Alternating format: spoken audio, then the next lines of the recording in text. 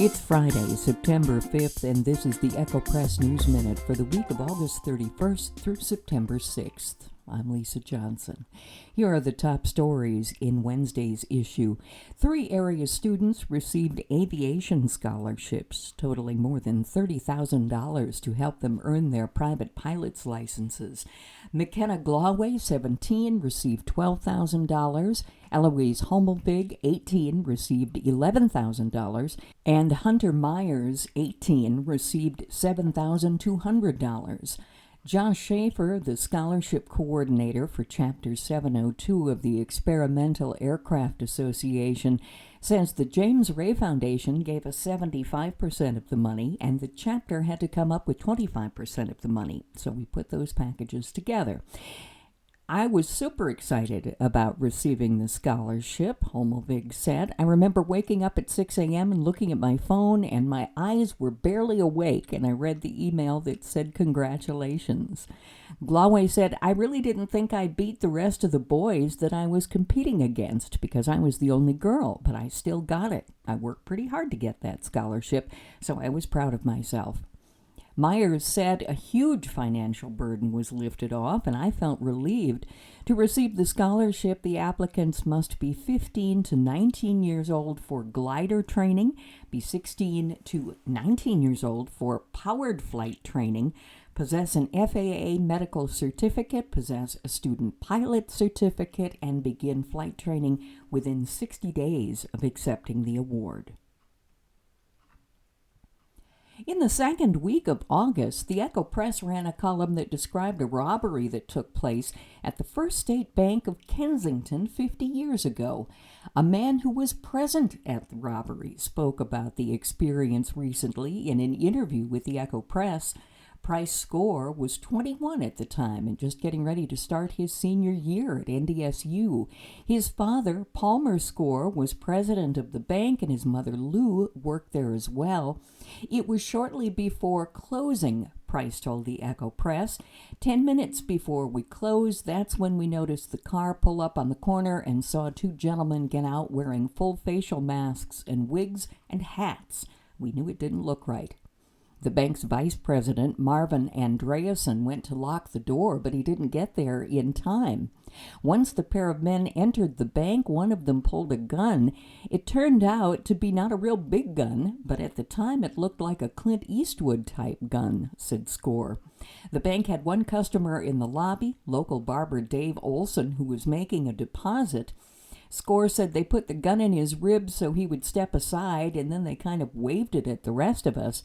The gentleman with the gun took us into the back, into my father's office, and had us all lay down on the floor. You can read our online or print story to find out what happened next. This year celebrates the 5th year for the KT Remembrance Walk, an event hosted by KT Humble Hearts. The 5th annual event will take place Sunday, September 14th from noon to 3:30 at Lake Brophy County Park. Deb and Scott Hadley lost 2 children less than a year apart, and KT Humble Hearts is a nonprofit organization created by their mother, Deb, in memory of Kaylee Hogue and Tyler Hadley.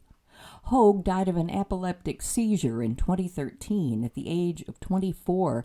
Just over 9 months later, Tyler Hadley was killed in a car accident that also claimed the lives of 3 other young men. Deb Hadley, who previously worked as a bereavement counselor, now works full-time for her organization. She offers grief support services in Alexandria. For more information about the foundation or the walk, visit kthumblehearts.org.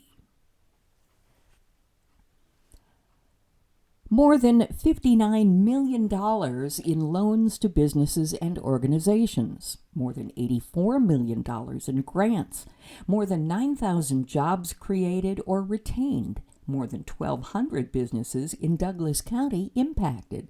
That's a snapshot of what the West Central Initiative has provided since 1986. The West Central Initiative serves 9 counties in west central Minnesota, including Douglas.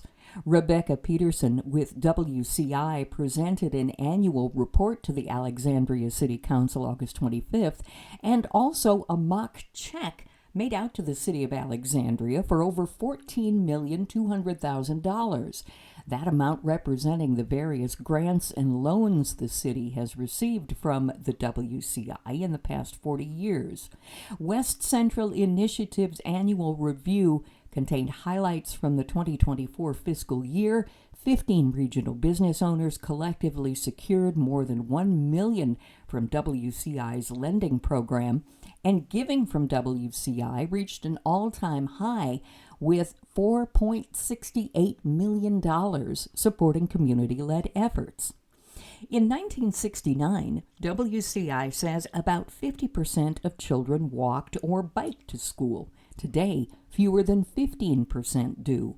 Returning to 1969 levels would save 3.2 billion vehicle miles, reduce carbon dioxide by 1.5 million tons, and cut pollutants equal to taking 250,000 cars off the road for a year.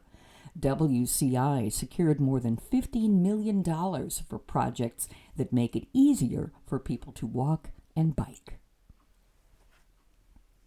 In life, Hoffman's annual Harvest Festival Parade honors all veterans, but this year, the 76th annual, was followed by something special. Sunday, August 10th saw the dedication of the new Veterans Memorial in Veterans Park. Jerome Hansen, one of the committee members who worked on the project, said it started a few years back when HEDA, the Hoffman Economic Development Association, called a special meeting and invited the community to talk about what was needed to make it even more inviting as a place to call home. It was brought up at that meeting that Hoffman was the only community in Grant County that didn't have a veterans memorial, says Hansen. And it was the consensus in that room that that's got to change. So there was a committee formed, a committee of 7 people. I think a lot of people didn't realize that we were the only city that did not have any type of a memorial, Hansen continued. We have a plaque in the community center, but that was the only thing we had. I think there were people that never gave it a thought that we didn't have anything to honor our veterans and to show our appreciation for our freedoms and our country, keeping it safe. Everybody was really on the bandwagon when they heard that this was going to happen and that it needed to happen. In sports, read about a heartbreaking loss the Chanhassen football team dealt Alexandria in its season opener. The team scored 21 points combined in the first 3 quarters, but scored 24 points in the fourth quarter, including 18 in the final 2.5 minutes of the game. In the end, the game came down to the final play, Chanhassen's 29-yard game-winning field goal, giving them a 24-22 win over Alexandria. You can save money by subscribing to the newspaper, and we're also offering digital memberships to access the paper online. Stop by our office at 1920 Turning Leaf Lane Southwest, Suite 12 in Alexandria, or give us a call. The Echo Press, giving information life since 1891. Here are the top stories in Friday's issue. Tuesday was back-to-school time for students throughout the area. We have photos. Also see how students performed in the Minnesota Department of Education's statewide assessment and accountability results. The state percentage of consistent attendance is 75.5% statewide. In Brandon-Evansville, it's 80.7%. In Alexandria, it's 81.4%, and in Osakis, attendance is at 87.2%. The MDE says consistent attendance rates continue to improve across student groups. In Douglas County, students in Alexandria, Osakis, and Brandon-Evansville continue to exceed state averages in reading, math, and science on their Minnesota Comprehensive Assessments. The MDE says reading MCAs are given to students in grades 3 through 8 and 10. Math MCAs are given to students in grades 3 through 8 and 11, and science MCAs are given in grades 5 and 8 and once in high school. If you have a love of theater and the arts, but you'd rather not be on stage, there are opportunities to volunteer and or be a crew member that will keep you from having to remember any lines. The Andrea Theater in downtown Alexandria is looking for people to help out during the 2025-2026 season. For those interested, there will be a volunteer open house Monday and Tuesday, September 8th and 9th, from 5 to 7 p.m. both days. Carly Kohlberg, the Andrea's executive director, said the open house is open to the public and it's being held to help inform and encourage folks to get involved with their local community theater. During the event, Kohlberg said there will be tech and production crew members along with Andrea's staff members who will be available to answer questions about positions that are strictly volunteer and positions that are paid. The goal of this event is to help create a group of people for a pilot program, apprenticeship at the Andrea, said Kohlberg in an email to the newspaper. Information collected from this event will be used to help get people trained in paid positions and increase our list of front-of-house volunteers. Kohlberg says if people are looking for fun ways to become involved in the community, the Andrea Theater is the perfect spot. Thursday, August 14th, will be a day Julie Engdahl of Alexandria, a veteran who served nearly 30 years in the U.S. Army, will probably never forget. It was on this day in front of thousands of people and numerous family members that Engdahl raised the flag at Target Field in Minneapolis before the start of a Minnesota Twins game. Raising the flag and also the singing of the national anthem is an emotional experience for me, Engdahl said in an email to the newspaper. I served for nearly 30 years and am proud of my service. Having 24 members of my family join me made it all the more significant.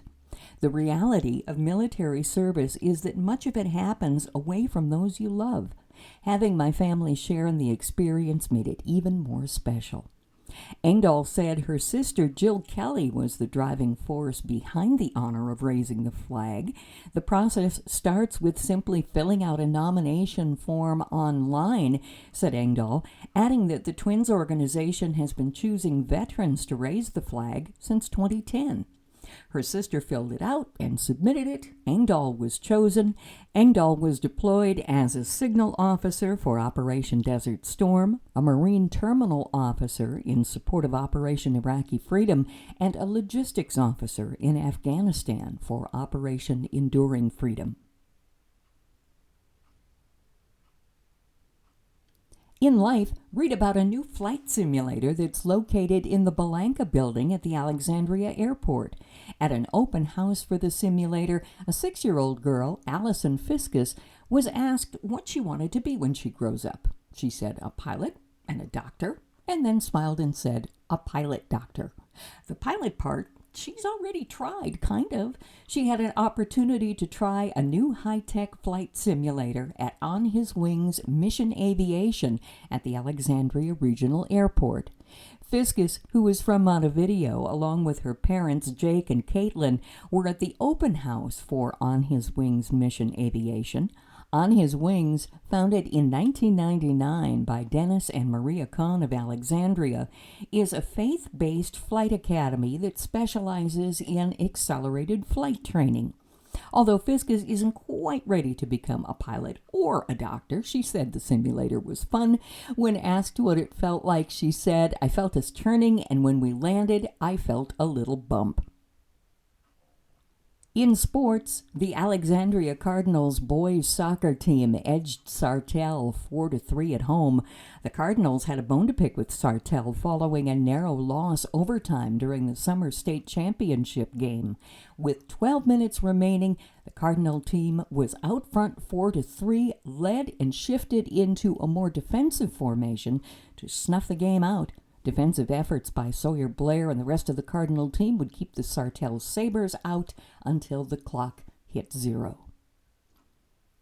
Opinion page topics for this week include an Echo Press editorial about Minnesota ranking as one of the best places to live, a thumbs up, thumbs down editorial, an Our Turn column from reporter Travis Gulbranson about Edgar Allan Poe, a commentary about how to fail your way to success, a commentary about the dangers of artificial intelligence, our history column about the warfire, and letters to the editor about transmission projects, how to keep pollution out of our lakes, and more.